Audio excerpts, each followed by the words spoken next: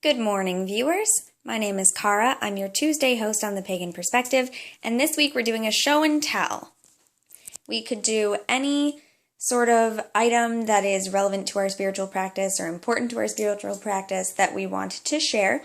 And this is Tuesday morning early, and I had not decided what I was going to share until just this morning. I thought maybe I'll share my candles, maybe I'll share some of my books, but I always share my books. So last night I was actually working with one of my crystals, so when I woke up this morning I thought I'll share some of them. These are not necessarily representative pieces for what I always use. These are pieces that I have around my house. They're not all things that I regularly work with physically or intimately with each individual crystal. But I want to start with my big smoky quartz. Smoky quartz is a staple in my life, in my practice. This is a rather big piece of it. I don't usually work with this piece personally. This is a piece that I keep around my home as kind of a grounding influence, and then, of course, cleanse it periodically. But I have a smaller version of this, which might actually be off of this same stone. I got them all at the same time. I have a smaller version which fits in the palm of my hand, fits in a pocket or in a purse very easily, that I actually carry around and use.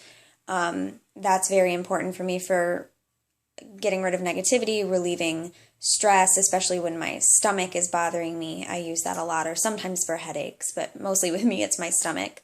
This is a piece of quartz that I keep around, and I have used this in an environmental sense as well, such as putting it near my computer or near my TV, things like that.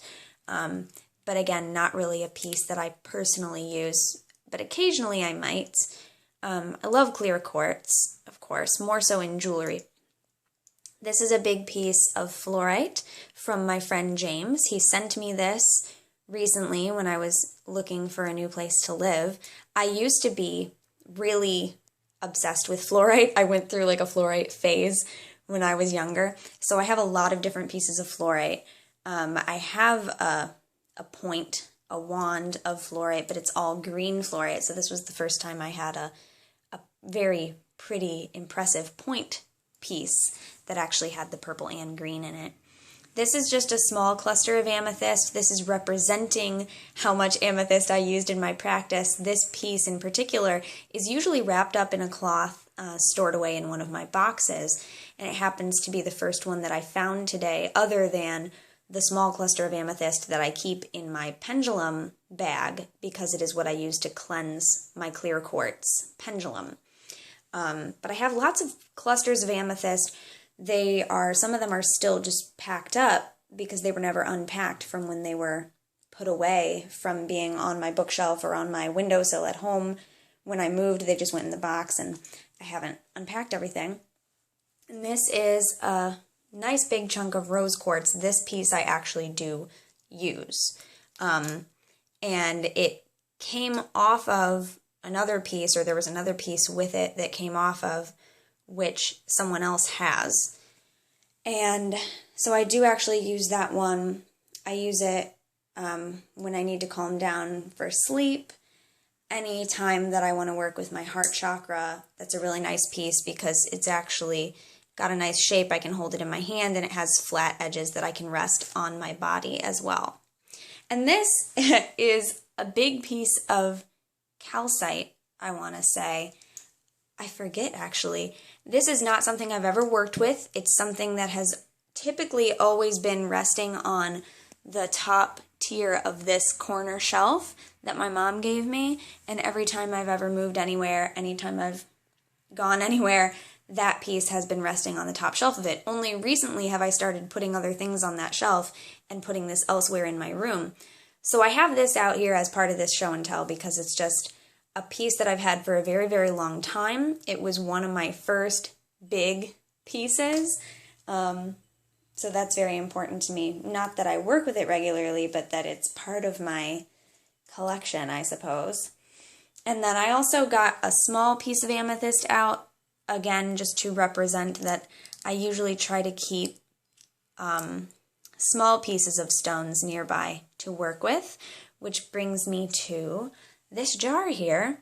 Actually contains all small, mostly polished, a few of them are raw down when we get to the bottom, polished stones, and I have them separated by this scarf in layers to separate the different stones, and they're in reverse order of the chakras. So these ones here you can see are my grounding stones for the root chakra. The next layer is carnelian and amber. I have some citrine. Then you'd see aventurine and rose quartz, lapis and sodalite and amethyst, and I think at the bottom I have some mixed color stones. Anyway, I don't want to unwrap them because, again, they're separated in layers with this scarf to keep them separate. But that is where I keep those, and if I ever need a small individual stone to work with, especially for the chakras, that's where I get that from. There we go. I also want to, of course, talk about my jewelry. There are some things that I wear regularly. I, these days, wear 7 rings regularly. So I always have a mystic moonstone on my left hand and a garnet on my right. And both of those belonged to my mother. I want to do a whole separate video for my personal channel about my rings. I've talked about doing that in the past and haven't done it yet. This is a smoky quartz necklace that I actually got like a friend of a friend. It was handmade, and their energy and mine do not work. They just do not. And so when I got this and I tried it on, it felt awful. It felt wrong, and I just did not like the energy that was in the piece. Luckily, that night was a very big thunderstorm, and it has this toggle clasp on it, so I hung it from a nail. I was at my old house at the time, hung it on my back porch, and just let it dangle in the wind and the rain and the thunder and everything. And I put it on the next day, and it felt, for lack of a better term, because this is a great one, electric. It was a very good, very strong energy, and ever since then I wear it regularly, again, as kind of a mobile version of what I use my smoky quartz for. Of course, I wear my chakra jewelry that I make, and, oh, I forgot to mention, I've also been wearing an amazonite bracelet since last summer when I bought it at the medieval fair, intending to use the chips for jewelry. It ended up on my wrist, and I just haven't taken it off since. And then this is my ear cuff that I made for myself. It has a piece of moonstone in it as well. And I can make those with any stone. That's just the first one that I made for myself. I have a matching pair, so I actually have one for each side, and I can dangle other things off of it if I wanted to. So I could wear them as a cuff instead of pierced. And then what I'm wearing today is actually a malachite drop choker and a piece of mosaic amber that a good friend of mine just gifted me this past weekend.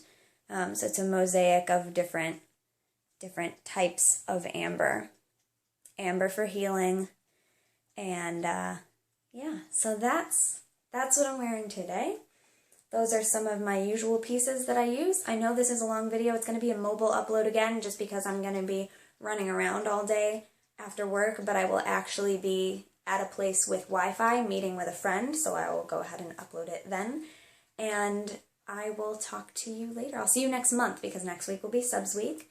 So thank you very much for watching. Don't forget to be awesome, blessed be, and goodbye. And please feel free to share anything of yours and maybe tell us about it in the comments, make your own video, stuff like that. Okay, have a good day. Bye.